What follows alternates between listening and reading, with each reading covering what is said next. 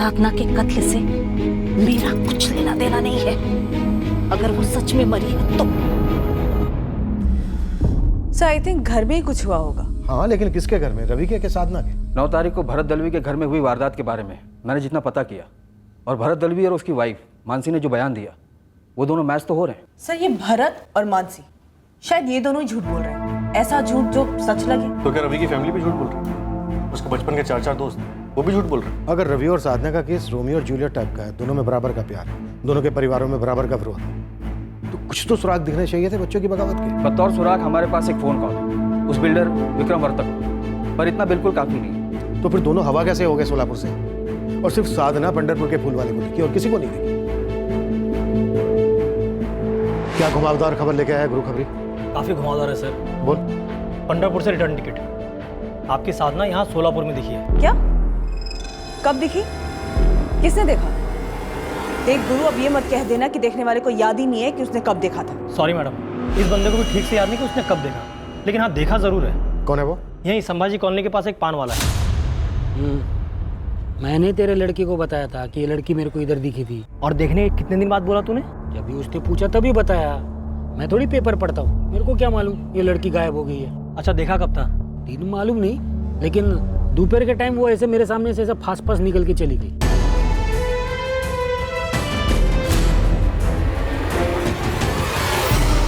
ये साधना दिखती है पंढरपुर में और यहाँ सोलापुर में, लेकिन रवि कहीं नहीं दिखा। सर शायद ये दोनों केसेस एक दूसरे से जुड़े हुए ही ना हो, सिवाय इसके कि रवि और साधना एक ही ट्यूशन क्लास में जाते थे, दोनों दोस्त थे और दोनों की फोन पे बात होती थी। सर मुझे लगता है कि हम अपने पुराने केसेस के अनुभवों के अनुसार इन दोनों केसेस को भी लव स्टोरी के धागे से बांध रहे हैं। साहब सोचिए, ये लड़की दिखी पंढरपुर में जहाँ उसके फूफा रहते हैं, संजय खोटे, और यहाँ सोलापुर में उसकी पूरी फैमिली रहती है खुद की। तेरा मुद्दा क्या है गुरु? मुद्दा ये है साहब कि सोलापुर में संभाजी कॉलोनी में साधना की बुआ रहती है, संगीता खोटे, जिनके साथ साधना के दोनों छोटे भाई बहन कुसुम और राहुल रहते हैं। हो ना हो इस दलवी और खोटे परिवार के बीच में कुछ तो खोटा चल रहा है।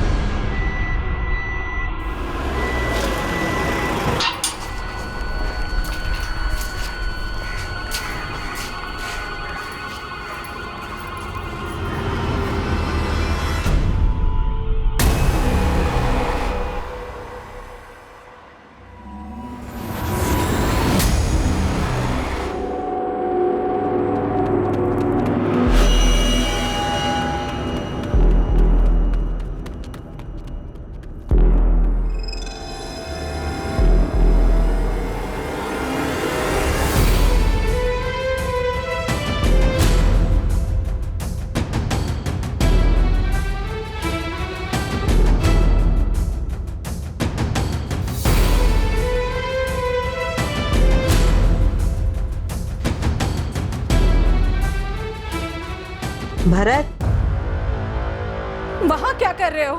साधना, मैंने साधना को फिर से देखा। क्या? हाँ, वो वहां अकेली खड़ी थी, मेरी तरफ देख रही थी। भरत, साधना को किसी ने संभाजी कॉलोनी के बाहर देखा है। पुलिस संगीता ताई के घर तलाशी ले रही है।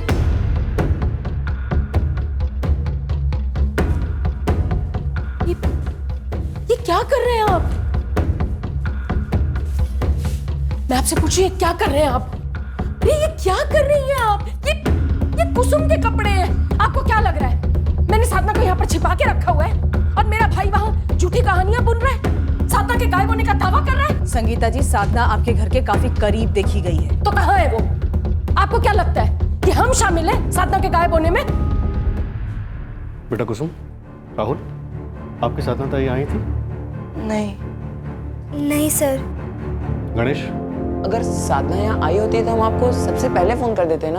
आपको क्या लग रहा है कि मैंने इन मासूम बच्चों को झूठ बोलने की पट्टी पढ़ाई है? जबकि साधना और रवि शिंदे को पट्टी पढ़ाने वाला वो विक्रम वर्तक बाहर खुला घूम रहा है। उसका तो बाल भी बाका नहीं कर पाया आप। उसके बाल को छूने की जरूरत भी नहीं है संगीता जी, वो इस केस में शामिल नहीं है, ये बात पक्की है। संगीता जी, साधना की सौतेली मां मानसी क्या उसे परेशान करती थी? अब आप लोग मनगढ़ंत कहानियां बुन रहे हैं। बेटा कुसुम, राहुल, आप लोग याद करो ना, और बिना डरे बेझिझक बताओ, आपकी साधना ताई ने आप दोनों को कभी भी ऐसा कुछ बताया है कि उस घर में उनके साथ कुछ बुरा हो रहा था?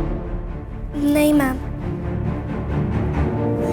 साधना अगवा हो गई है, उसकी जान को और उसकी इज्जत को खतरा है, और आप यहाँ इन बच्चों से बात करके अपना कीमती वक्त बर्बाद कर रही है। अरे क्या बड़ी को पानी से बाहर निकल के चेक करूं, ऐलान करूं लाश मरी हुई है जिंदा नहीं है? मंगेश तुझे अभी मजाक सोच रहा है? हाँ, वहां पे भरत भाव को साधना दिखने लगी है, स्क्रू ढीला हो गया उनका। अरे भाऊ, जब मैं उसकी लाश को उठा के ले जा रहा था ना तो मैंने कोई आवाज भी नहीं सुनी, उसकी कोई हलचल भी नहीं हुई, मानो किसी भारी पत्थर को उठा के ले जा रहा हूं मैं। बिल्कुल जान ही नहीं बची थी भाऊ उसमें। पर वो मर चुकी थी ना? कितनी बार कह चुका हूं, वो पूरी तरह मर चुकी थी। जब मैंने उसकी लाश को पानी में फेंका ना तो एकदम नीचे गई पत्थर की जैसे, बिल्कुल फड़फड़ाई भी नहीं। वो जिंदा रहने का कोई चांस ही नहीं है भाऊ। मानो अगर गला दबाने के बाद भी वो जिंदा होती या फिर बेहोश होती तो पानी में डूब के मरी गई होगी ना वो। फिर मुझे क्यों दिखाई देती है वो? वहम है आपका, वहम हो रहा है भाऊ आपको। वही तो मैं भी कह रही हूँ, वहम है आपका। और अगर यहाँ संभाजी कॉलोनी में अगर किसी ने उसे देखा होगा ना तो पहले कभी देखा होगा। साधना का संगीता बुआ के घर जाना कई बार होता था। और संजय बाबू साधना को पंडरपुर में कहीं बाहर लेके गए होंगे 8 तारीख को, उसी टाइम किसी ने देखा होगा। आपने पूछा संजय बाबू से? आखिरकार तुमने मुझे फोन तो किया संगीता,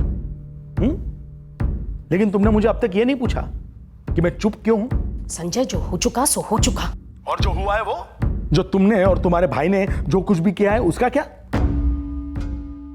तुम्हारे साथ साथ तुम दोनों ने मुझे भी मुसीबत में डाल दिया है। जानती हो, पुलिस अब तक 2 बार पूछताछ कर चुकी है। कैसे तो भी संभाला है मैंने पुलिस को अब तक। और तुम्हें क्या लगता है ये तुम्हारा सच किसी के सामने नहीं आने वाला? ये वक्त इन बातों का नहीं है। साधना को किसी ने पंडरपुर मार्केट में देखा है। तुम 8 तारीख को उसको बाहर लेकर गए थे क्या अपने साथ, या 8 तारीख के बाद देखा होगा किसी ने उसे? हाँ, मैं 8 तारीख को उसको अपने साथ लेके गया था। मार्केट में एक वेंडर से मेरे को काम था।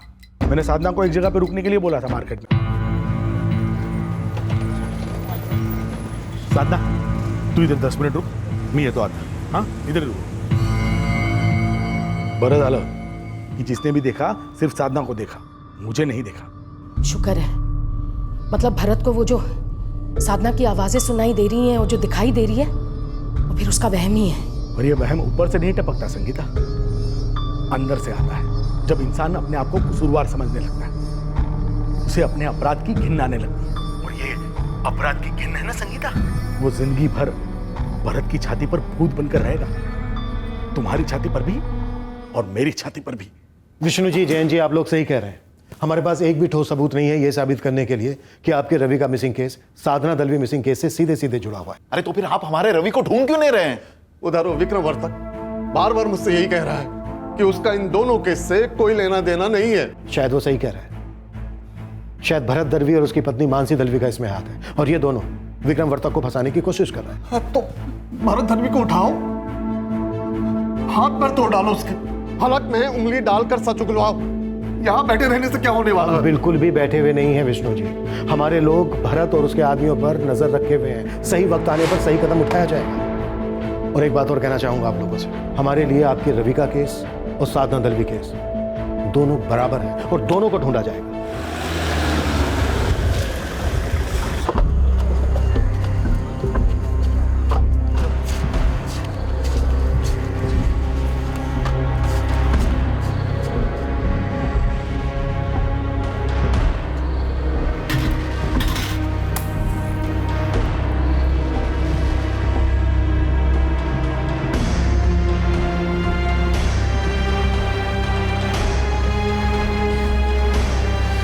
रोहित, रोहित, ये नंदू कहाँ रह गया अब? क्या हुआ, काम पे नहीं आया? नहीं, और फोन भी बंद करके बैठा है मूर्ख। रोहित, तू उसके घर जल्दी जा।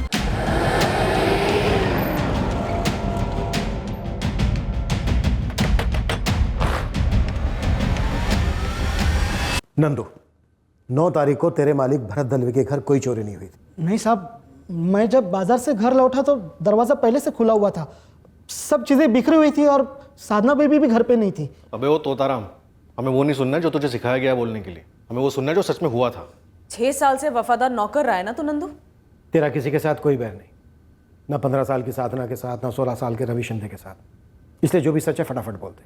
7 तारीख को रवि शिंदे तेरे मालिक भरत दलवी के घर आया था ना? कहीं ऐसा तो नहीं कि तेरी गंदी नजर पड़ गई थी साधना पर? अरे नहीं नहीं साहब, क्या क्या बोल रहे हो आप? मेरे लिए तो वो बहन सामान है। नंदू तुझे अभी समझ में नहीं आ रहा है, बहुत बुरा फंसने वाला है तू। अरे मैडम, मैं क्यों फंसूंगा जब मैंने कुछ किया ही नहीं।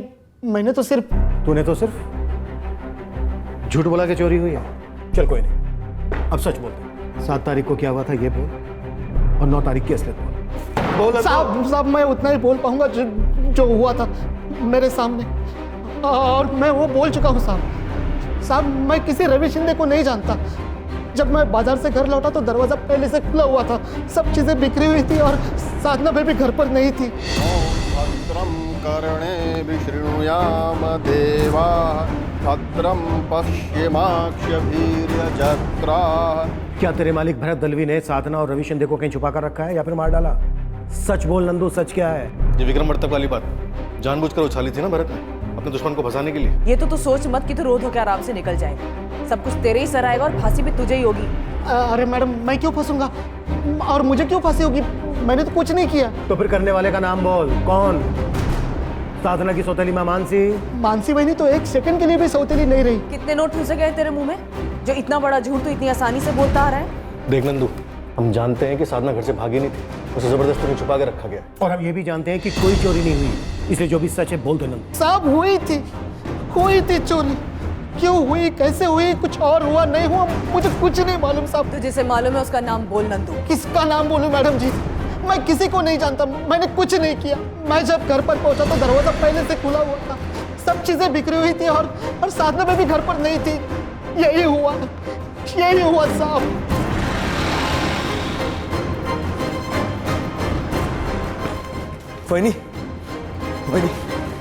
वही नंदू को पुलिस ने उठा लिया।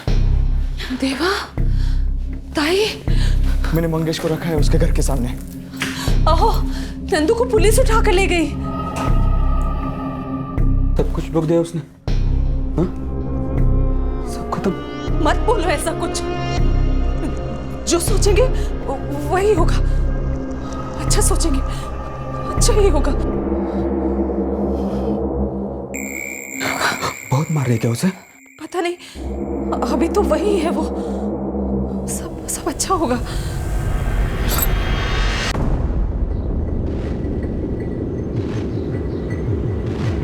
गुरु, इस नंदू पर से 1 सेकंड के लिए भी नजर नहीं हटनी चाहिए। समझा साहब, साय की तरह पीछे रहूंगा 24 घंटे।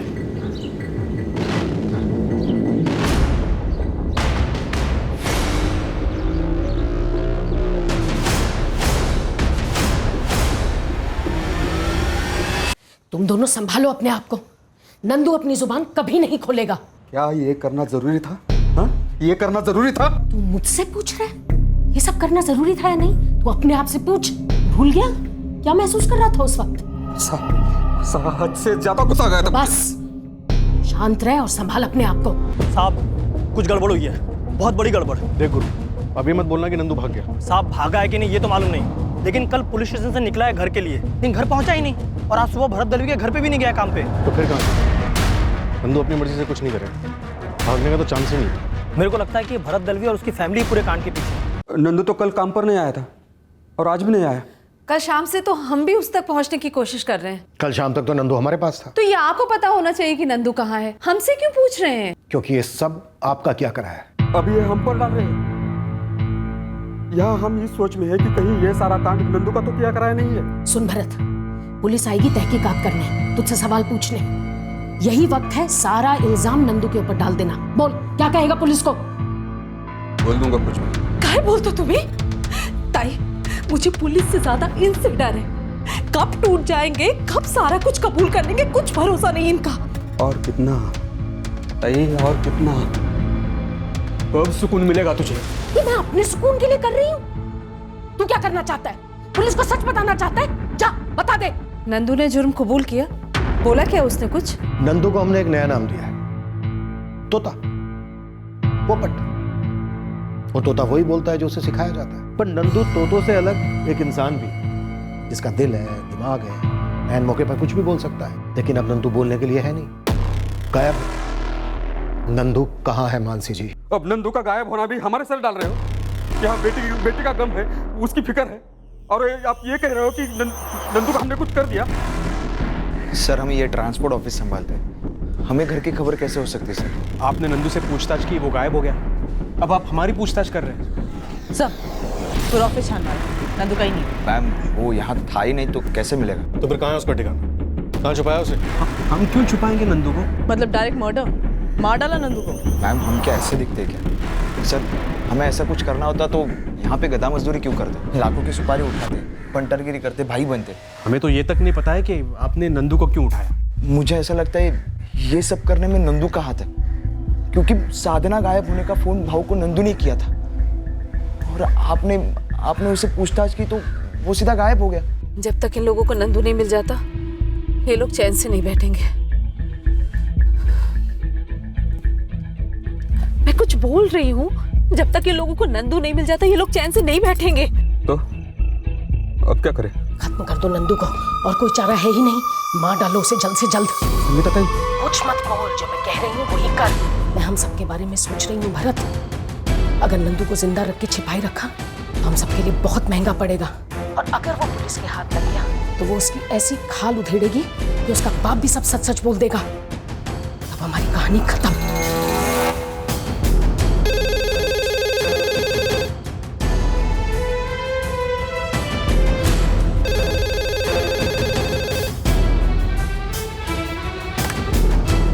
हेलो, मैं रोहित बोलते।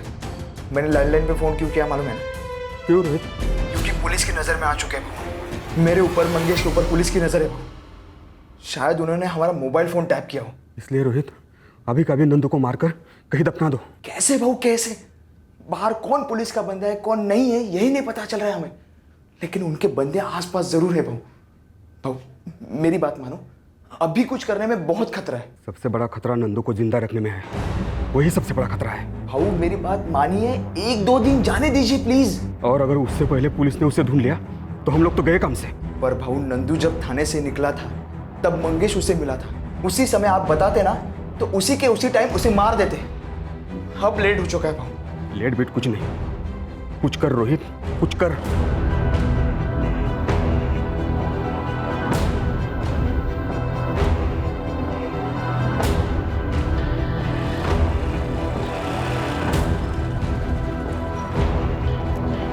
चलिए चलिए, डरिए नहीं पंडित जी, जो हुआ वैसे का वैसे सच सच बता दीजिए। भरत जी के यहाँ कल पूजा थी साहब, इसीलिए मुझे बुलाया था वहाँ। क्यों? भरत जी शांति चाहते हैं ना साहब, इसलिए शांति हवन रखा था। हवन क्यों? मैंने पूछा भी कि तकलीफ क्या है, उसके अनुसार खास पूजा करूंगा। तो क्या बोले? भरत जी को बहुत बुरे बुरे सपने आ रहे हैं, ऐसा खुद बोले। और इन सपनों को दूर करने के लिए भरत दलवी ने अपने घर पर हवन और शांति पूजा करवाई। जी साहब, और मैंने बार बार उनसे पूछा कि किस किस्म के बुरे सपने आते हैं, वो कुछ बता ही नहीं रहे थे। देखिए पंडित जी, मेरे छोटे भाई को लगता है कि घर में कोई प्रेतात्मा है। प्रेतात्मा? देखिए सब कुछ खुलकर विस्तार पूर्वक हमें बताइए, ताकि उसके हिसाब से मैं विधि कर सकूं। ये सब इनके मन का वहम है और कुछ नहीं है। आप ज्यादा मत सोचिए, बस इस घर की शांति के लिए कोई पूजा कोई हवन कर दीजिए। सबसे ज्यादा शांति की जरूरत इनके दिमाग को है। फिर मैंने भी चुपचाप शांति रखते हुए शांति हवन कर दिया साहब, ये प्रेतात्मा वेतात्मा सब बकवास है। ये जो वहम हो रहा है ना भरत दलवी को, उसे अपने किए का कहीं ना कहीं पछतावा हो रहा है, डर रहा है वो। सर दोनों पति पत्नी को तोड़ते, सब उगलते। शायद ना उगले, काफी घंटे की खाल वाली फैमिली लगती है। इतने दिन तक ढोंग करते रहे, हमसे इतना कुछ छुपा कर रखा। अब एक बात तो तय, साधना दलवी और रवि शिंदे, इन दोनों के केसेस जुड़े हुए। जो लोग इतने शातिर तरीके से इतने दिनों तक बातें छुपा सकते हैं, वो 7 और 9 तारीख के बीच में प्लानिंग भी खूब कर सकते हैं। हाँ जावेद बोल। गुरु भाई, ये रोहित दलवी तो बड़ा सियाना निकला, मेरे को टोपी बना दिया। बात क्या है ये बता। ट्रांसपोर्ट ऑफिस से निकला, उसके पीछे पीछे मैं निकला। उसको शायद पहले से पता था कि मैं उसका पीछा कर रहा हूँ। गेम खेल गया साला। साला ढाबे में घुसा, उसका इंतजार करता रहा, लेकिन वो बाहर निकला ही नहीं। उसका गाड़ी भी यही पड़ा है, पक्का पीछे से भाग गया होगा।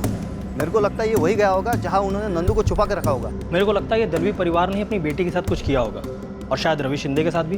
ये नंदू जानता होगा, इसलिए उसे रास्ते से हटाने की कोशिश करेंगे। उठा लो भरत दलवी, उसकी पत्नी मानसी दलवी और बहन संगीता को, और मंगेश को भी घसीटो।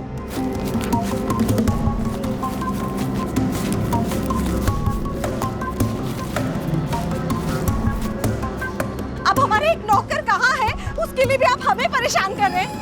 ये ठीक नहीं है सर, ये नहीं चलेगा।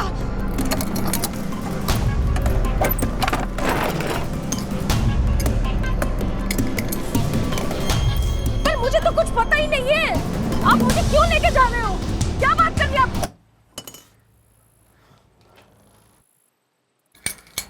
रोहित भाऊ मुझे यहाँ से भाग जाने दो। आई शपथ मैं वापस कभी नहीं लौटूंगा। इसलिए तो मैं आया हूँ तुझे दूर भेजने, जहाँ से तू कभी वापस नहीं आएगा। रोहित भाऊ नंदू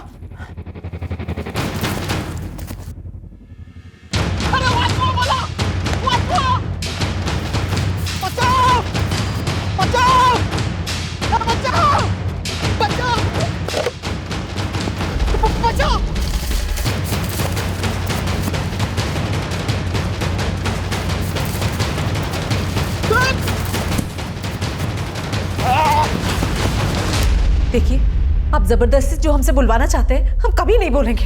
नंदू तो आपके हाथ में था, आपकी नाक के नीचे। आप हमसे क्यों पूछ रहे हैं कि वो कहाँ है? मैं बताता हूं नंदू कहाँ है। वो वही है ना जहां रोहित गया है नंदू का कत्ल करने। भरत, एक और कत्ल, मतलब एक और प्रेत आत्मा सताएगी। इतना बोझ झेल नहीं पाओगे भरत, इसलिए कह रहा हूं फटाफट बता दो नंदू कहाँ है, रोहित कहाँ गया है उसका कत्ल कर। और एक बात याद रखो तुम तीनों, इस बार कोई हवन या फिर शांति पूजा नहीं होगी। इस बार सिर्फ लाठी पूजा होगी तुम तीनों की। मारो मुझे, मारो, जितना मारना है मारो, लेकिन मुझे कुछ पता ही नहीं, तुम्हें क्या बोल पाऊंगा। तुझे पता है मंगेश, तुझे सब पता है। साहब, नंदू की खबर आई है, सूर्य साहब का फोन है। हाँ सर, बोलो, पता चला नंदू का? हाँ, यही सोलापुर के बाहर खेतों के पास मिला। रोहित उसे छुरे से मारने के लिए भाग रहा था। खेत में काम कर रहे मजदूरों ने नंदू को बचा लिया, लेकिन रोहित भाग निकला। लगता है अब रवि और साधना की कहानी का पूरा खुलासा होगा। हम नंदू को छुएंगे तक नहीं। नंदू हमें सब कुछ अपने आप बताने के लिए तैयार हो गया, पर वो तैयार तब हुआ जब रोहित ने उस पर अटैक किया और वो समझ गया कि रोहित उसका कत्ल करना चाहता है आप लोगों के कहने पर। आई, मैं थोड़ा दोस्तों के साथ बाहर जा रहा हूँ। ठीक है जा, लेकिन जल्दी लौट कर आना।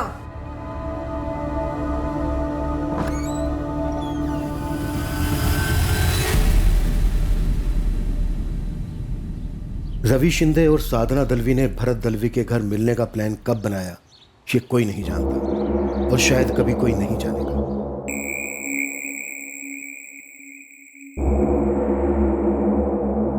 पर इतना पक्का था कि दोनों 7 नवंबर को भरत दलवी के घर पर मिले जरूर थे।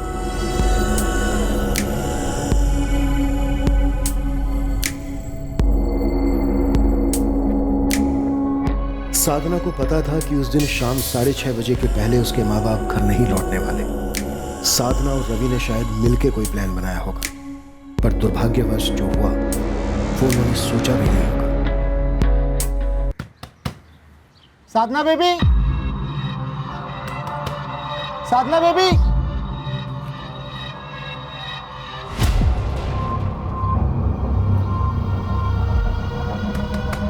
साधना बेबी, साधना बेबी, दरवाजा खोलो।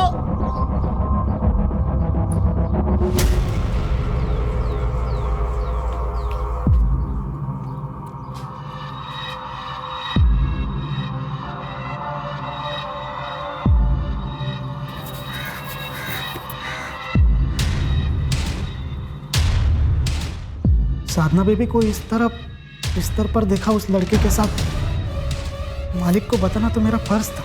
क्या पक रहा है नंदू? मैं क्या बोलूं भाऊ, मैंने खुद अपनी आंखों से देखा वो दोनों अंदर, मतलब बिस्तर पर है।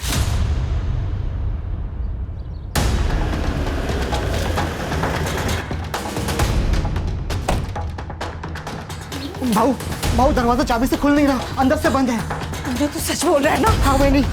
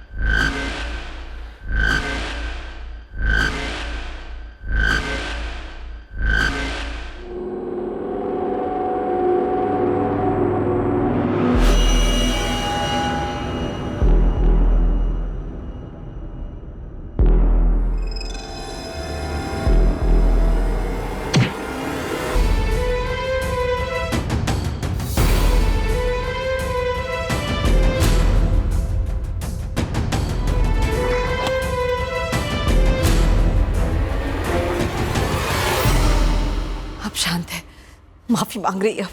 भाऊ वो बेहोश है। कौन है ये? कोई रवि है, बोल रही है उसकी ट्यूशन क्लास में पढ़ता है। उसे यहाँ से लेके जाओ, किसी रास्ते पे फेंक दो, मेरी नजर के सामने से उसे हटा दो। तेरी नजर के सामने से हटाने से जरूरी नहीं कि जमाने की नजर से भी हट जाएगा। जब उसे होश आएगा ना तो वो अपना मुंह खोल सकता है, ढिंढोरा पीट सकता है। भरत दलवी की बेटी के साथ सोया था उसी के घर में। साधना बोल रही है ऐसा कुछ नहीं है उनके बीच में। कुछ नहीं है, ये कुछ नहीं है। 2 थप्पड़ लगाए तब जाकर बोली वो। पहल उसी की तरफ से हुई है ताई, क्योंकि ये लड़का उसे पसंद था, तो उसका मन कर रहा था, तब उसने बुलाया इस लड़के को। ये सब गंदा काम। फिर तो और भी खतरा है हमें उस लड़के से। वो तो हम सबको बदनाम करेगा, साधना को, तुम्हें, हमें, और बिरादरी में हमारी क्या इज्जत रह जाएगी भरत। तो मैं क्या करूं ताई, मैं क्या करूं? ये लड़की बेशरम, वो लड़का बेशरम, दोनों ने मिलके ये क्या कर दिया? ये लड़का बोलेगा, ये लड़का बाहर जाकर सारी दुनिया में बोलेगा। नहीं बोलेगा, कुछ नहीं बोलेगा। मैं तो कहती हूं खत्म कर दो इसे। संगीता ताई, खत्म कर दो इसे।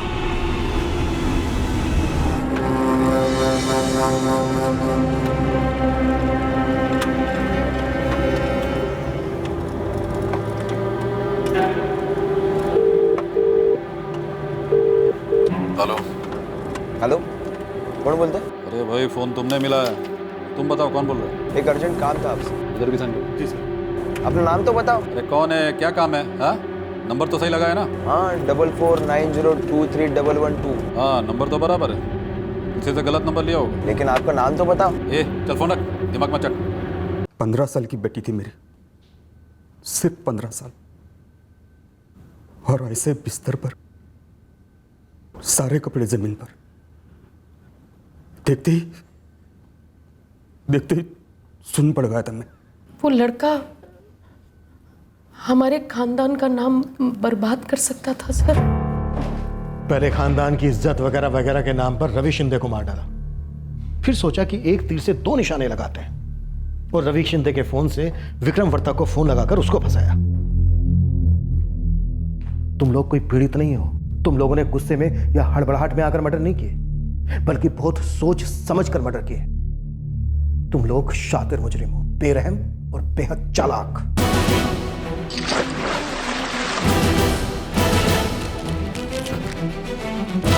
चल बस बस।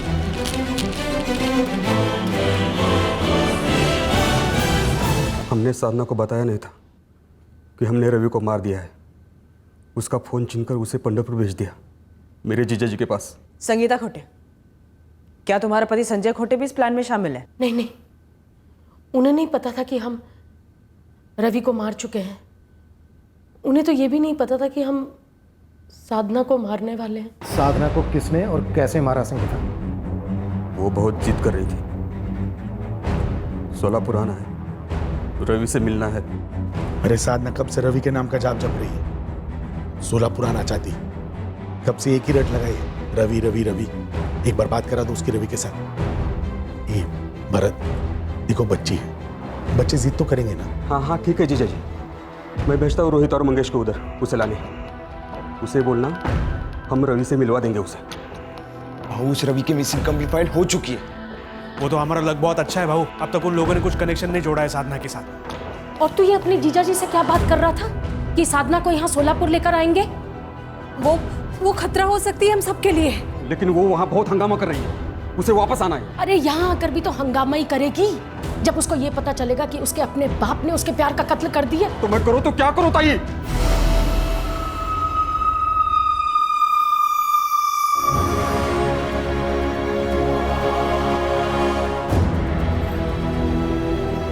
नहीं, मेरी बेटी है वो नहीं है। अरे कुसुम और राहुल भी तो तेरा ही खून है, तेरे बच्चे हैं ना, उनके बारे में कुछ सोच भरत। और जब साधना वापस आएगी ना तो वो जरूर अपना मुंह खोलेगी और हम सब सलाम के पीछे होंगे। कोई बड़ी बात नहीं है कि हम सबको फांसी भी लग जाए। मुझे अपनी गलती का एहसास है। मुझे उस लड़के को नहीं मारना चाहिए, मेरी बेटी को नहीं मारना चाहिए। कत्ल को गलती कह रहे हो, दो बच्चों के कत्ल को, और गलती का एहसास कैसे जता रहे हो? एक शातिर साजिश रचकर घर में चोरी का ड्रामा करना, विक्रम वर्तक को फंसाना, नंदू को मारने की कोशिश करना। ये किस एंगल से पछतावा है भरत दलवी?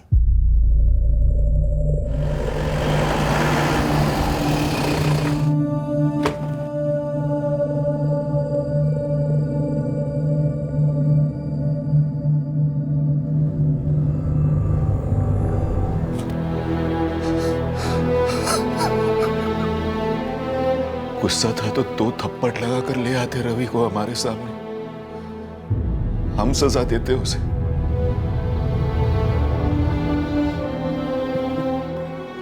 मार डाला मेरे भाई को, सच में मार डाला कमीनों ने?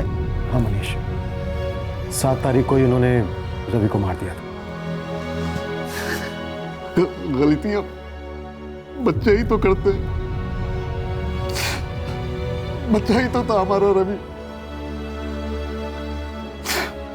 और उनकी बेटी भी तो बच्ची ही है ना। उन्होंने अपनी बेटी साधना को भी मार डाला विष्णु जी।